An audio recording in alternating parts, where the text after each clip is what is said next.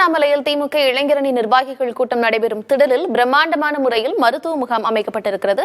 விவரங்களோடு இணைந்திருக்கிறார் செய்தியாளர் ஆனந்தன். அவரோடு பேசலாம். ஆனந்தன், இந்த மருத்துவ முகாம்ல என்னென்ன சிறப்பம்சங்கள் இருக்கு, விவரம் என்ன?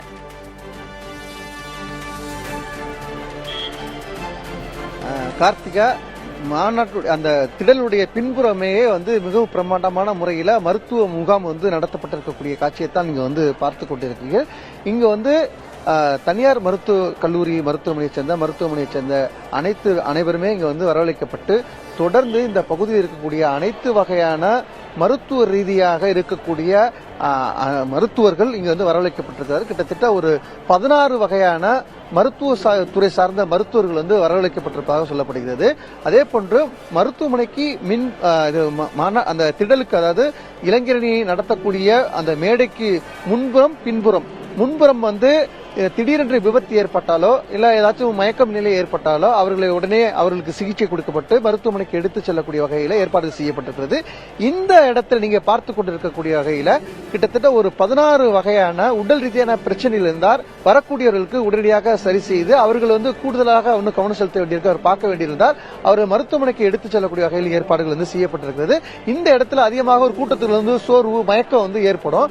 எனவே அவர்களுக்கு விரைந்து சிகிச்சை அளிக்கக்கூடிய வகையில அவர்களுக்கு தொடர்ந்து அந்த கட்டமைப்பு உருவாக்கியிருக்காங்க. இது பேசுவதற்காக இங்க அருணை மருத்துவக் கல்லூரியுடைய சிஓ இருக்காங்க, அவங்கள்ட்ட பேசலாம். சார் வணக்கம் சார்.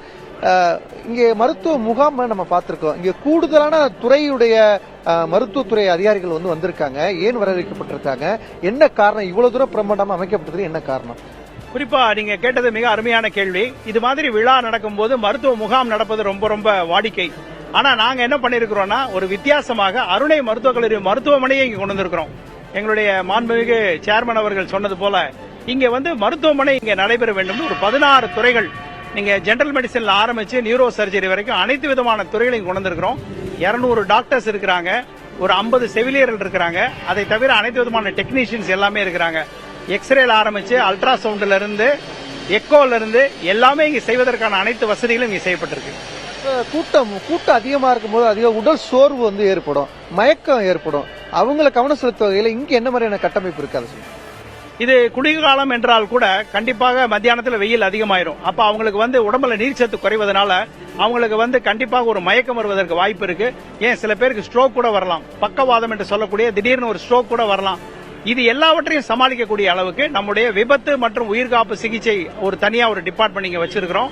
அவங்க என்ன பண்ணுவாங்கன்னா, அந்த மாதிரி வர்றவங்களுக்கு முதல்ல நீர்ச்சத்து குறைவா இருந்தாங்க, அது எப்படி ஹைட்ரேஷன் எப்படி இம்ப்ரூவ் பண்றதுன்னு சொல்லிட்டு ஓஆர்எஸ் சொல்யூஷன் கொடுப்போம், ஐவி ஃப்ளூயிட் கொடுப்போம்.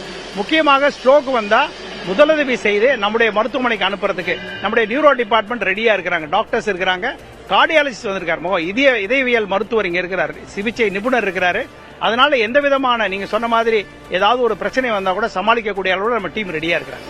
கேட்டிருப்பீங்க, ஒவ்வொரு மற்ற கூட்டத்துல மாநாடுகள் பொதுக்கூட்டங்கள்ல நம்ம பார்க்கும்போது அதிகமான கூட்டம் கூட அவங்களுக்கு வரக்கூடிய நபர்களுக்கு தொண்டர்களுக்கு உடல் சோர்வு மற்ற ஏதாவது உபாதைகள் உடலுக்கு ஏற்படும். அப்படி வந்தாலுமே வரக்கூடியவர்களுக்கு கண்காணிக்கக்கூடிய வகையில மருத்துவ முகாம்கள் அமைக்கப்பட்டிருக்குது. இந்த கூட்டத்தை பொறுத்தவரை ஒரு வரவேற்பை பெற்றிருக்கிறது. கார்த்திகா,